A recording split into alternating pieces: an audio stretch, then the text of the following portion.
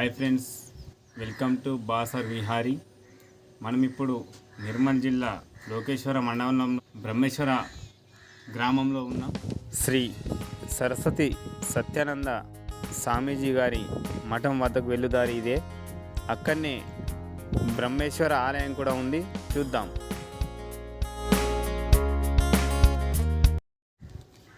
సరస్వతి సచ్చిదానంద స్వామీజీ గారు ఇక్కడ ఉండేవాళ్ళనే గుడి డెవలప్మెంట్ జరిగింది.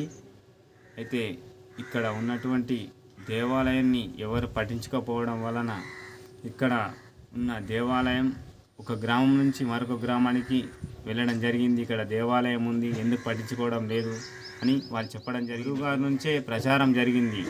ఇక్కడ సరస్వతి సచ్చిదానంద స్వామీజీ ద్వారా గుడి డెవలప్మెంట్ జరిగింది. మనం ఇప్పుడు బ్రహ్మేశ్వర ఆలయం వద్ద ఉన్నాము. ఈ ఆలయము గత కొన్ని సంవత్సరాల నుంచి ఇక్కడ వెలిసినగా గోదావరి ఒడ్డున ఉంది. అయితే మనం ఇప్పుడు ఆలయం గురించి చరిత్ర చెప్పుకుందాం. ఇక్కడ బెంగళూరు నుంచి వచ్చి ఒక గురూజీ గారు అతని మనసు లోపలికి వెళ్ళి, అంటే కళలోకి వెళ్ళి బ్రహ్మంగారి అంటే గుడి ఇక్కడ ఉన్నాను, నేను గోదావరి ఒడ్డున ఉన్నాను, మరి ఇక్కడ నువ్వు వచ్చి సేవ చేయగలవా చెప్పడం జరిగింది. చెప్పిన తర్వాత సేవ చేసిన తర్వాత అతను గత ఒక 60 సంవత్సరాల నుంచి సేవ చేసేవారు. అప్పటి నుంచి ఇప్పటి వరకు గుడిని ఎవరు పట్టించుకోవడం లేదు.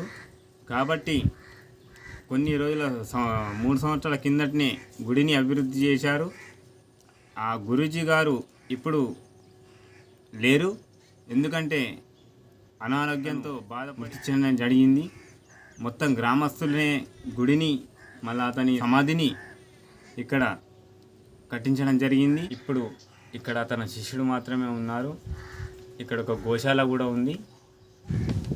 మనం ఇప్పుడు చూస్తున్నది కొన్ని దశాబ్దాల కిందట కట్టిన మండపాలు మరియు ఇక్కడ ఉన్న విగ్రహాలు. ఇక్కడ హనుమాన్ విగ్రహం ఉంది.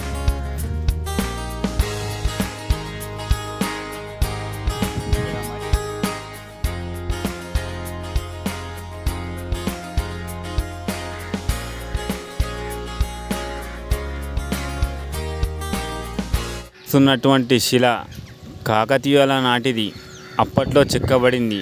దానిపైన ఎన్నో రహస్యాలు ఈ గుడి గురించి రాయడం జరిగింది.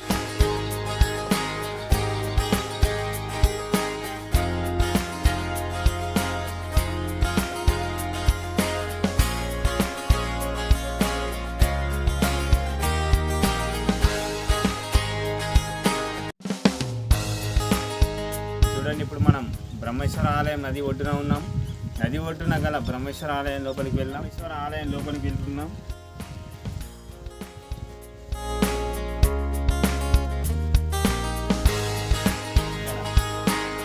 మనం గుడి లోపలికి వచ్చాం.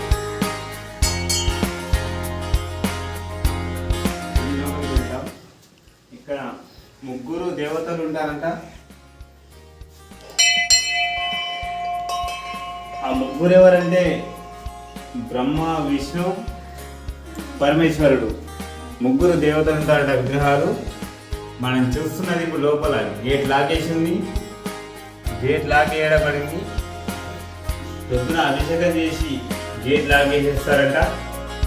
లోపల బ్రహ్మ, విష్ణు, పరమేశ్వరుని విగ్రహాలు ఉన్నాయి.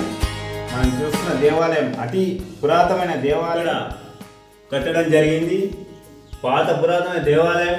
గర్భగుడిని మాత్రం ఎలాంటి పరిస్థితిలో మార్చలేరు, ఓన్లీ బయట ప్రహారీ మార్చారు. ఇప్పుడు మన బ్రహ్మేశ్వర ఆలయంలో దత్తాత్రేయ స్వామి గుడి కూడా ఉంది. ఇక్కడ మనం చూస్తున్నది దత్తాత్రేయ స్వామి గుడి.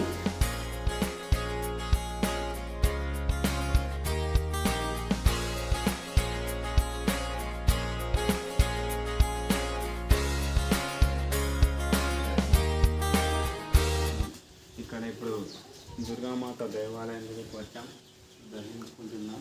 పక్కనే ఉంది, రైట్ సైడ్లో ఉంది.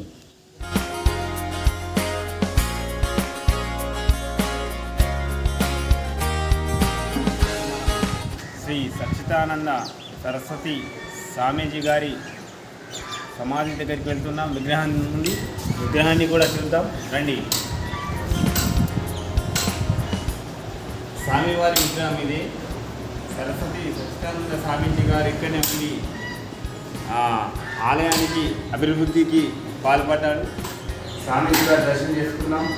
స్వామీజీ గారి పాదాలు ఉన్నాయి ఇక్కడ, పాదకల్ని కూడా దర్శించుకున్నాం.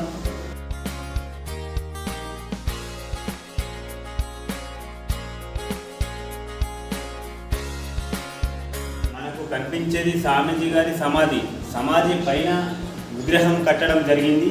స్వామీజీ గారి విగ్రహం కట్టడం జరిగింది సమాధి పైన. స్వామీజీ గారి ఫోటో, స్వయంగా స్వామీజీ గారి ఫోటో నేను చూస్తున్నాం.